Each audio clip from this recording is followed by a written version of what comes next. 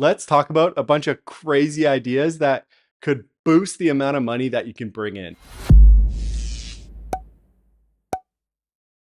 And I just want to circle back to the cars themselves. So I'm a huge fan of leasing electric cars, especially at this point in time, because the technology is changing so quickly. Even if you're going to buy one for yourself or maybe for this business, I would always go with leasing these EVs because they're changing so quickly. The technology is getting so much better, so much faster. I mean, I fully bought my last car, and I own it now. I don't fully regret it, but it would be nice to be able to upgrade it along the way. But for our business, that all of my sorry story aside, with our business, if we're leasing these cars, it gives us a lot more flexibility for our business. So if the time comes when this car's not working out and we want to return it, or however leasing works, bring the car back, we want to upgrade it to, maybe we have, instead of 5 sedans, we have 3 sedans and 2 SUVs for the trips of families that need to go to the airport. Also, super minimal maintenance costs.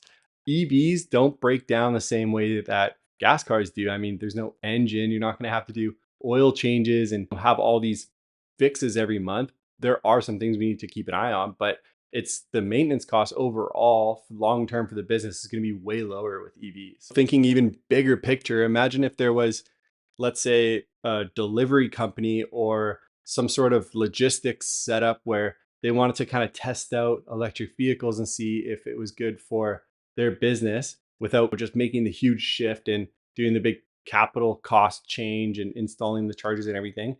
We could, I don't know, lease a bunch of vans and rent them out to this company to test out. Let's say it's a local delivery company. I have a friend who started his own just general delivery business where they do odd jobs. And on the weekend, I'll talk to him. He's like, oh, I'm picking up a couch from this area, bringing it to this area. He's paying for gas this whole time.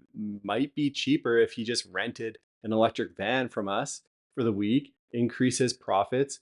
We could do him the solid of maybe bringing the van to his location, make things easier for him, pick it up after it's done. But there are so many different flexible ways we have in front of us if we have our own location, our own property with DC fast chargers and a fleet of electric cars. The world's our oyster. And also, if you're actually serious about starting an EV charging business, then take a look at my course below. This is the answer to all your questions.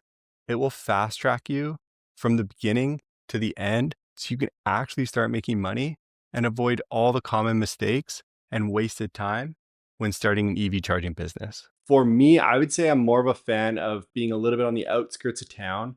The property costs would be way lower. And also, buying a location specifically for DC fast chargers is pretty tough to wrap your head around. It's always best if you already have a location that you're using for something else. I spoke to one gentleman and he had a handful of gas stations already.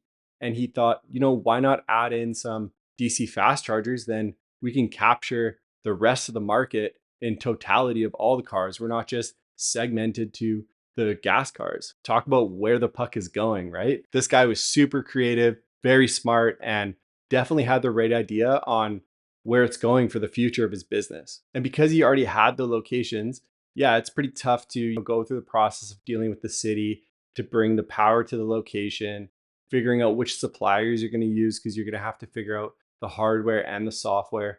Sometimes it's easier to bundle those two together. Usually the charging companies will have the option to go both hardware and software together, but figure out what their offer is because you as the entrepreneur, you want to make sure you're retaining as much of those profits as you can. And sometimes the charging company will, with their software, they'll take a piece of the profit or they'll have super high networking fees. Just make sure that you read through the different offers. I actually have a bunch of the different companies' offers in the links below. So check out those on my Gumroad. You can see what each charging company is offering and just get at the lay of the land before you dive in and start picking up the phone and calling each one. So there's my semi-futuristic idea for this business model, but stick around for the next one because we're going to another planet. Thanks so much for subscribing, and I'll catch you on the next one. Cheers.